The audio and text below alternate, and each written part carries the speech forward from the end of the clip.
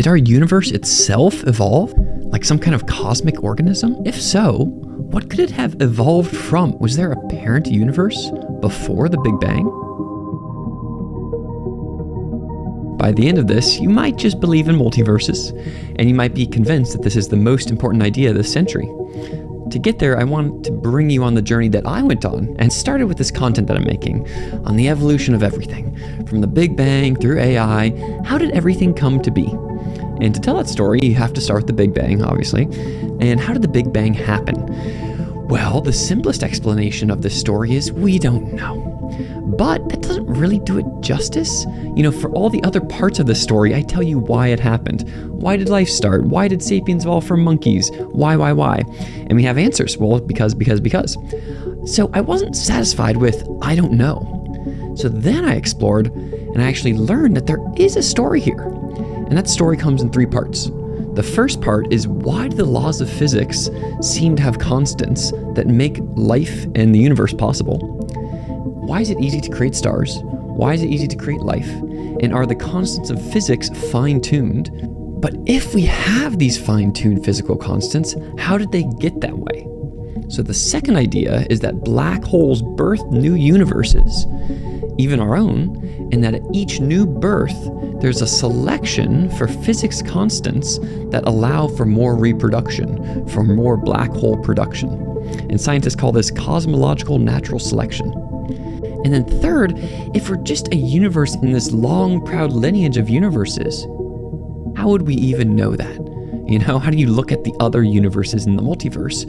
And so we'll look at this new data from James Webb Space Telescope, JWST, that just might back up this theory, that black hole production in the early universe happened way before we thought it was possible. So we're going to dive into all that today, and let's start with fine-tuning.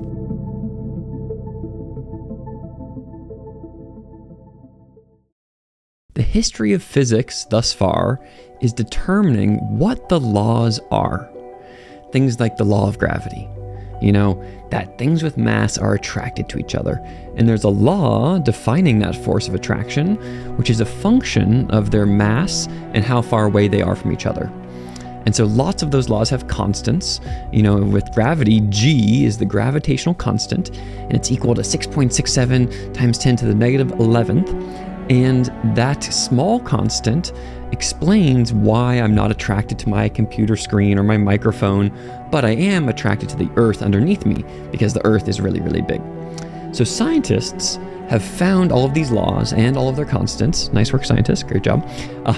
And if we're a bit of a rebellious scientist, you start to then ask, wait a second, why did all the laws and constants get that way? And what you learn is that we have a bunch of these Goldilocks constants, that these numbers are just right. They're not too hot, they're not too cold, they're finely tuned. And the physicist Martin Rees, aka the Baron Rees of Ludlow, that's how you know he's British, he has a book about these finely tuned constants called 6 numbers. And these 6 numbers are epsilon and n and o and lambda and q and d. And d, I think, is really funny because it's like, oh, thank God we live in a 3-dimensional universe. It would suck if you were 2 dimensions. You couldn't have organs. You couldn't have we couldn't have a pipe from our mouth to our butt, So thank God for that last physical constant. So a surprising amount of these physical constants are just right. And then you say, well, if we have all these finely tuned physical constants, how did they get that way? And that brings us to our second idea, which is cosmological natural selection. That's a tongue twister, baby. Cosmological natural selection. How many syllables? 1. Cosmological natural selection. 11.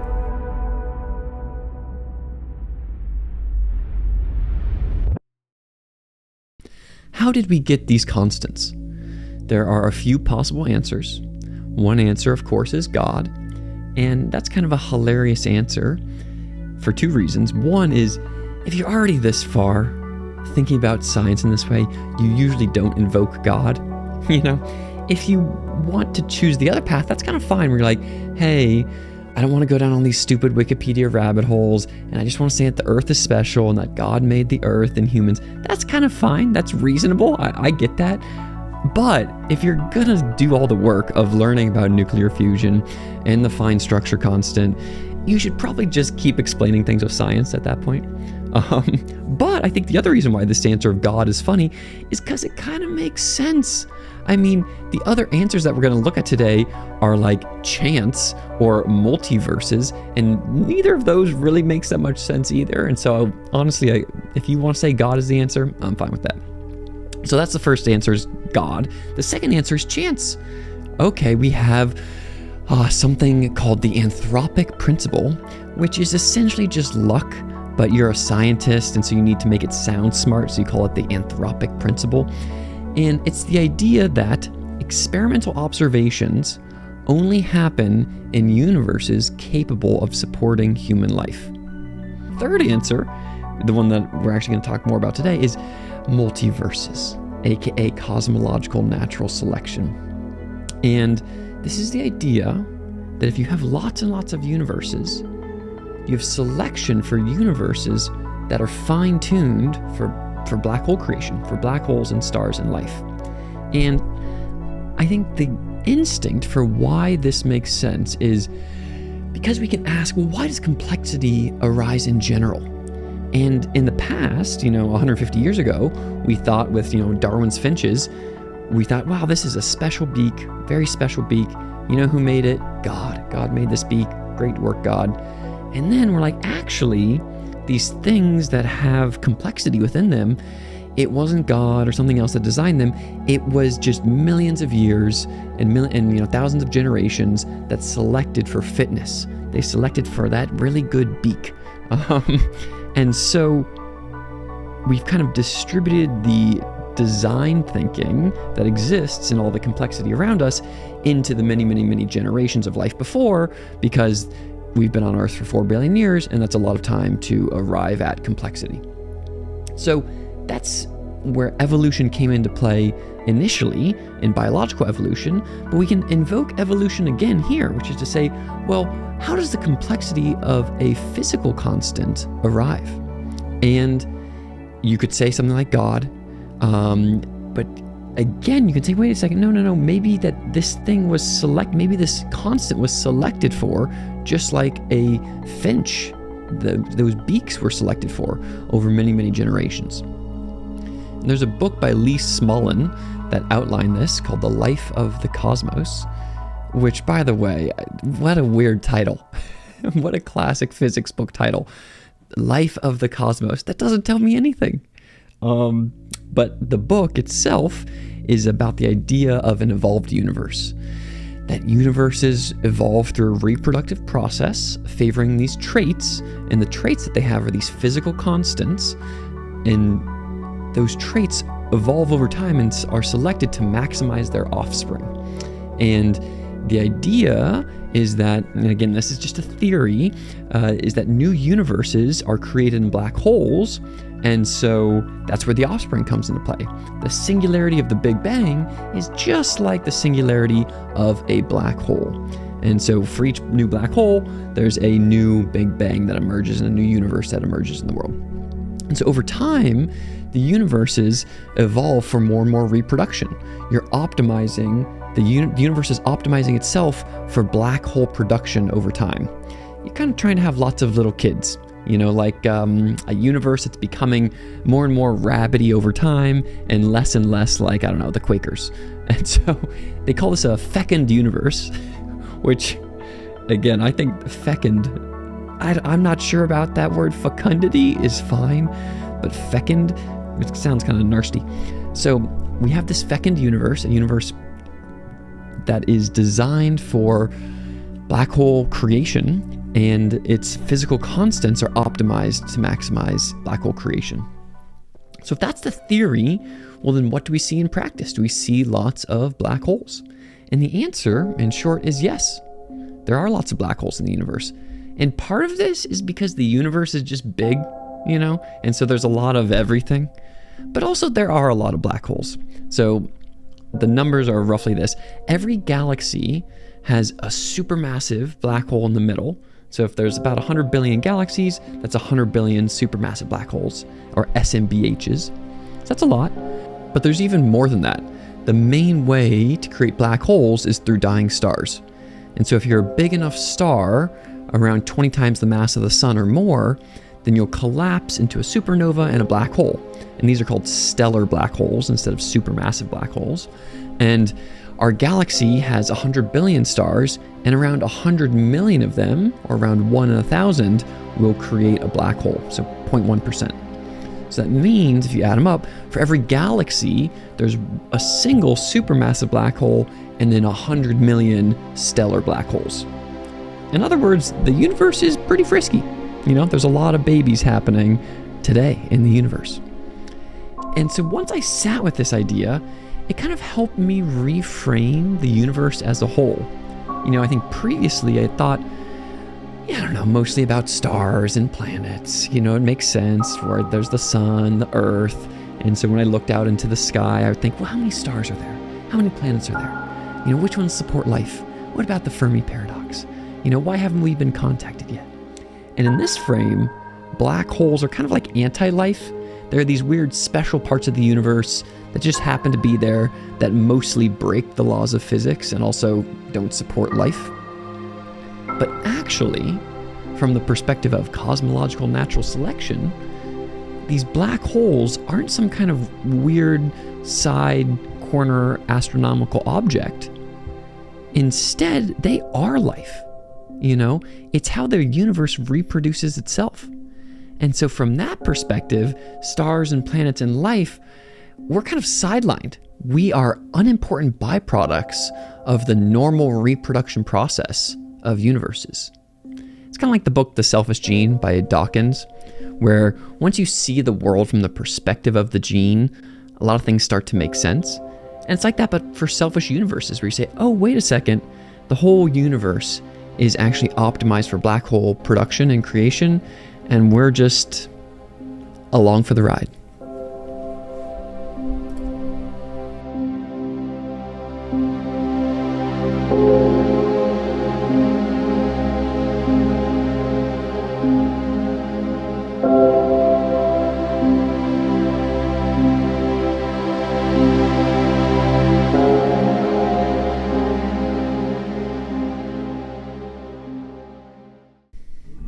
Now here's where it gets even cooler.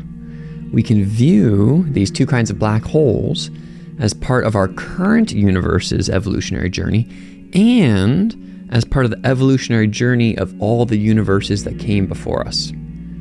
So let's look at this awesome image from Julian Goff that helps us explain this. And in this image, you can see there's these 3 stages of black hole production: stage 1, stage 2, and stage 3. And the x-axis is time, where we're going from the Big Bang through to now. And you can see that stage 1, it started with these, roughly 1 trillion direct collapse supermassive black holes. So those are those really big ones, the SMBHs. We got about 1 trillion of them or 100 billion of them. And these black holes started near the Big Bang. Right after the start of our universe, boom, we have a bunch of these supermassive black holes. And then in stage 2, Julian writes, there's tens of quintillions of medium-sized stellar collapse black holes. So we start with the supermassive ones, then we get some of these stellar collapse black holes, and then stage 3 is an unknowably large number of extremely small, technologically produced black holes. We'll get to that one later, but let's start with stage 1 and stage 2. Okay, let's talk about those stage 1 black holes. We know they're massive, and they're not just massive, but they're supermassive. Nice work, physicists. Great naming. They're not just 20 solar masses, but they're more like 1 million to 1 billion solar masses. The black hole in our Milky Way is 4.5 million solar masses, Sagittarius A. The famous black hole picture, that's from a galaxy about 55 million light years away called M87, and that one's even bigger. That's like 6.5 billion solar masses, so that's like a really, really big black hole. And these supermassive black holes that exist in the middle of galaxies, they don't form through stars. They form through what's called direct collapse. And the idea behind direct collapse is that, when the early universe was more homogeneous, you can take this sheet of hydrogen and helium and it could go directly from that high density sheet into a black hole. But later on, when the universe was less homogeneous and also includes heavier elements like carbon, etc., then the density kind of nucleates. It nucleates into these stars, kind of like how clouds form raindrops around dust particles. You would get star formation instead of direct collapse. So direct collapse is a special way to produce a black hole that was only possible at the start of the universe when the universe was more homogeneous. And this idea of a direct collapse black hole is actually very recent. It started just before the year 2000, 1980s, 1990s, and only in the last decade or so is it more mainstream. Now here is the crazy part. Not only did these direct collapse supermassive black holes form at the start of our universe, as you can see on that graph, it's near the start of the Big Bang, but also the hypothesis is that they formed in the early generations of universes themselves. So you can imagine our great-great-great-great-great-grandmother universes, they also had these supermassive black hole creation, the direct collapse black holes. And the idea is that these direct collapse black hole creation is kind of a simple form of reproduction for early universes. And then only later did we get the more complex kind of black hole creation from stellar collapse. So this is kind of like how on the Earth, for the first 3.5 billion years, we just had simple single-celled life reproducing in a simple asexual way.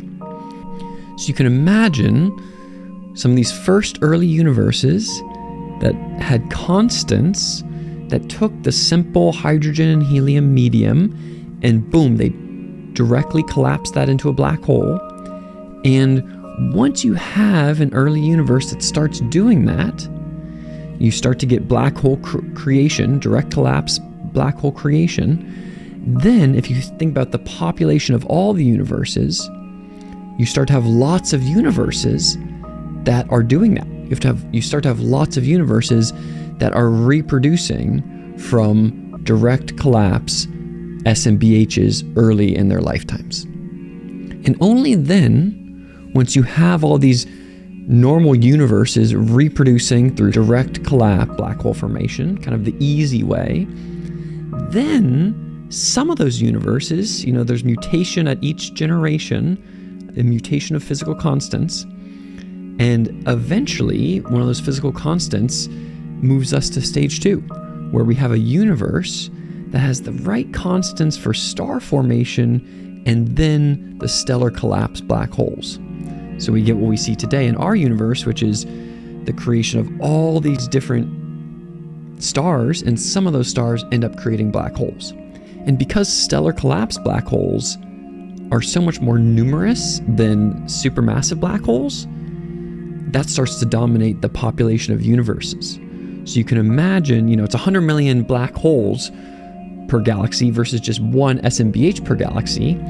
And so over time, you see what we have in our universe, which is a bit of early SMBH production through direct collapse and a ton of stellar collapse black hole production later in the universe's life.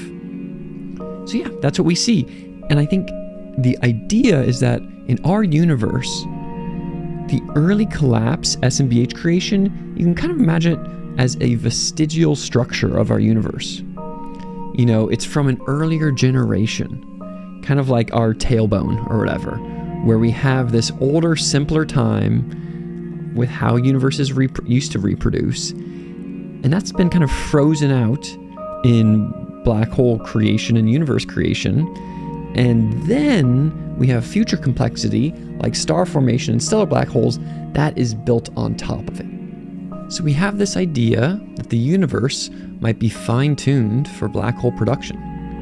How would we even test that? Can we look at the other multiverses? It's hard, Well, one kind of testable prediction is whether we see black hole production in the early universe.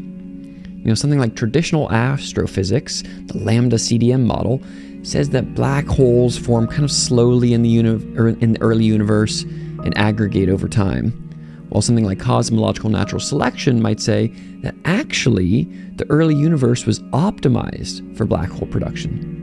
And the beautiful part about this is that we sent up the James Webb Space Telescope to look at the early universe. What did it find?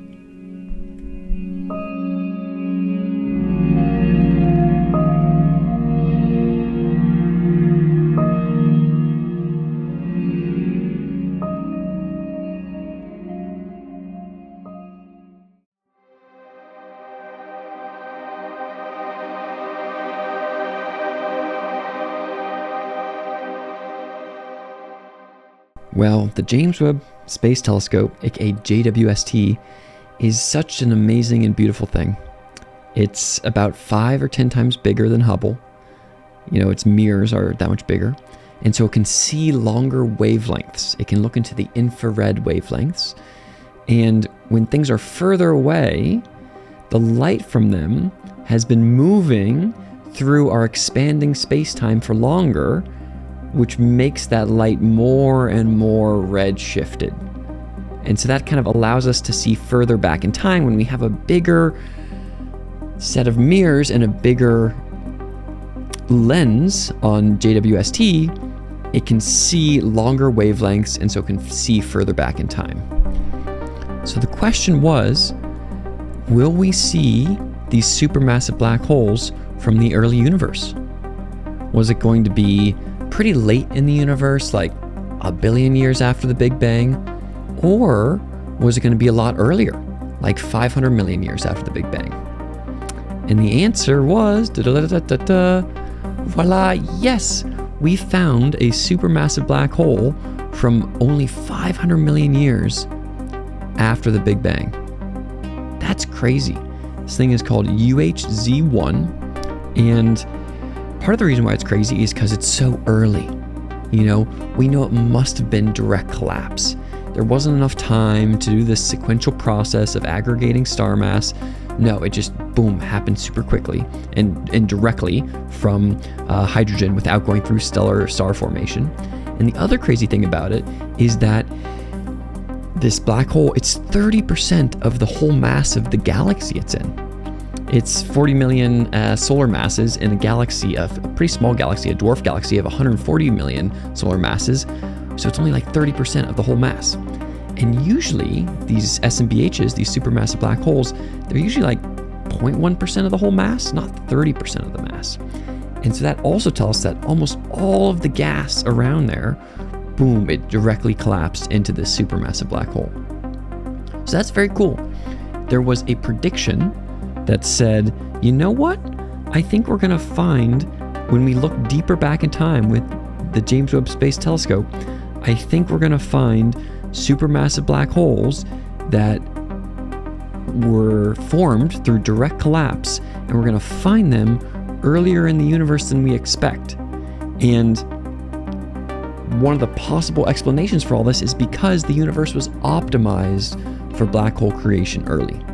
So let's conclude by talking about what this means for astrophysics and also what this means for us here on Earth.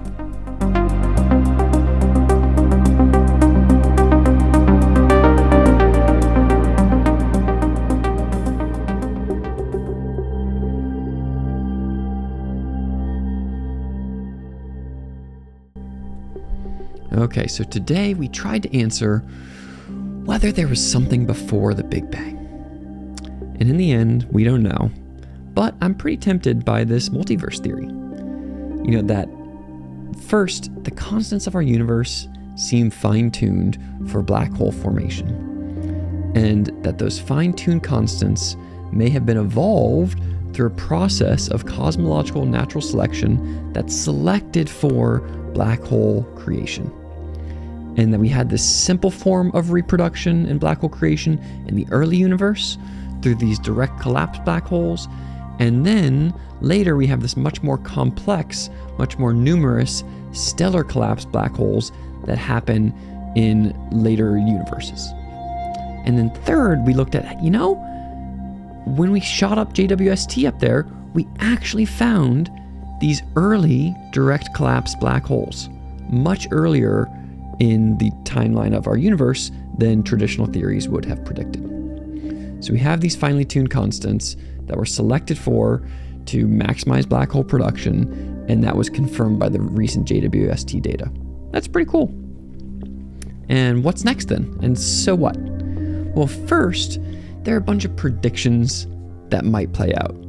Julian has this great big list of predictions, and one of them is something like, we're going to find earlier SMBHs, not just 500 million years after the Big Bang, but maybe something like 50 or 100 million years after the Big Bang.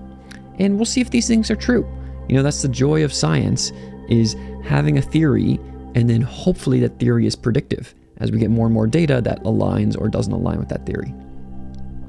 And if it is true, then maybe 100 years from now, we're going to collectively agree that, we live in this multiverse.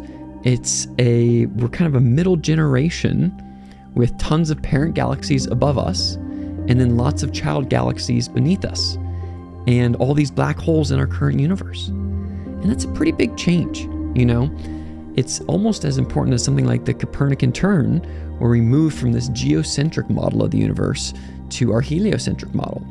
In the past we thought, okay, the Earth is the center of everything. And like, no, actually the sun is the center of the solar system. And then we said, wait a second, that sun is actually the same thing as the stars at night. And there's not just a few thousand stars, there's actually 100 billion stars in our galaxy. Whoa. And then we learned, oh my God, one of those stars that looked kind of like a spiral-y star, that was actually a different galaxy. That was the Andromeda galaxy.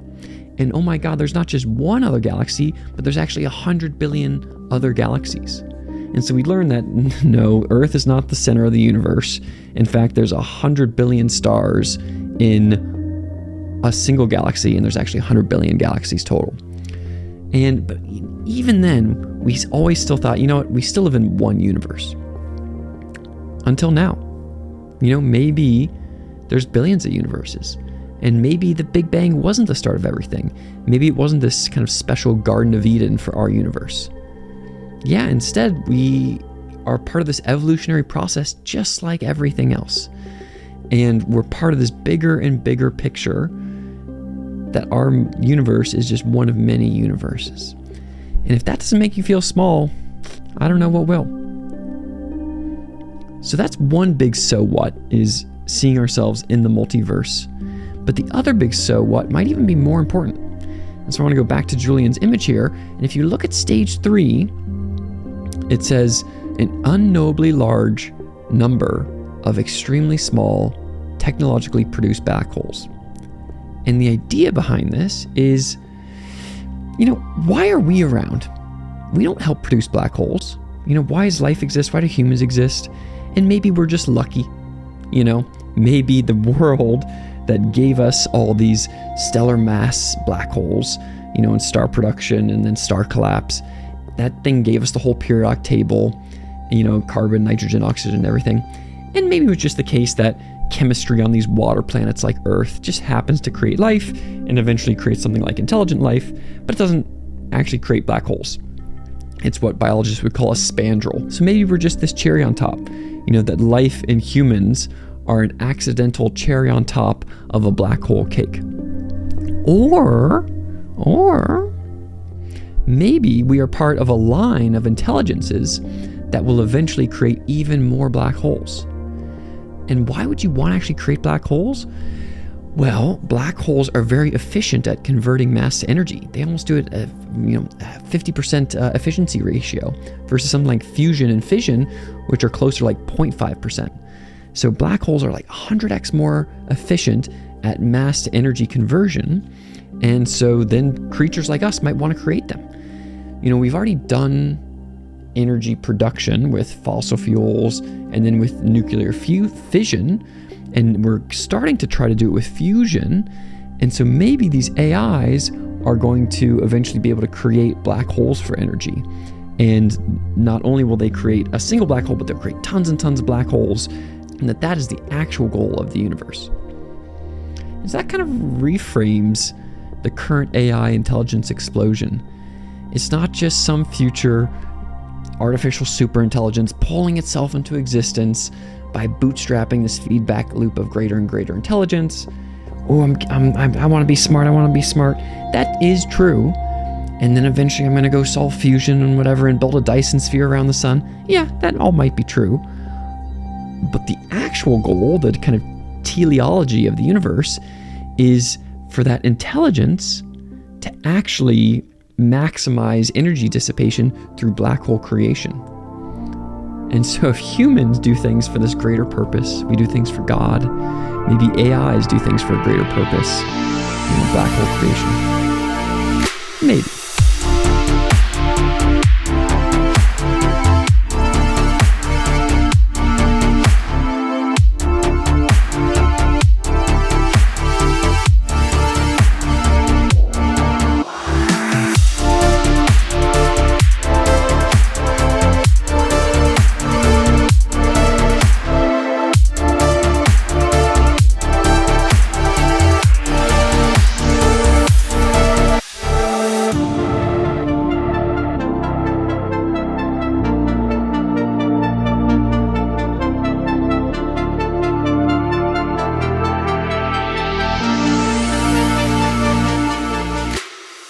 Thank you so much for watching.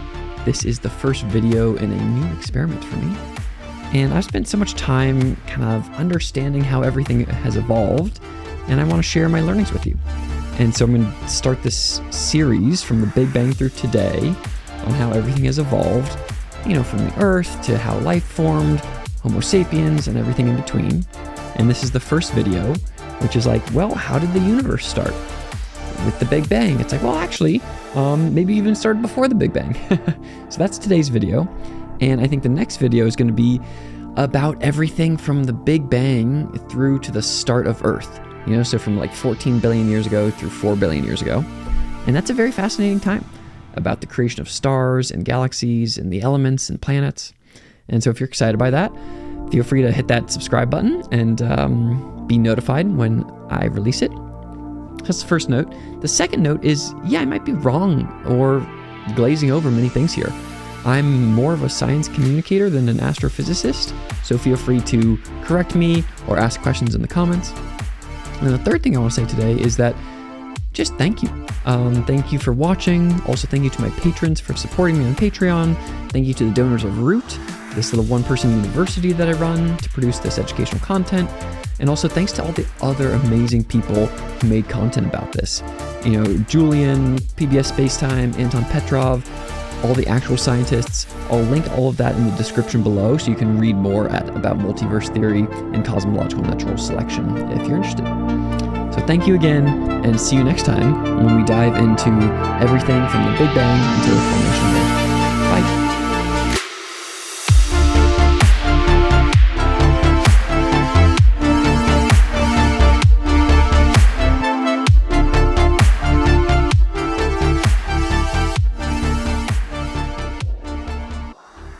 It's not that surprising that the only universes where there is life, we find fine-tuning. I don't know. It's kind of a mid response in my opinion.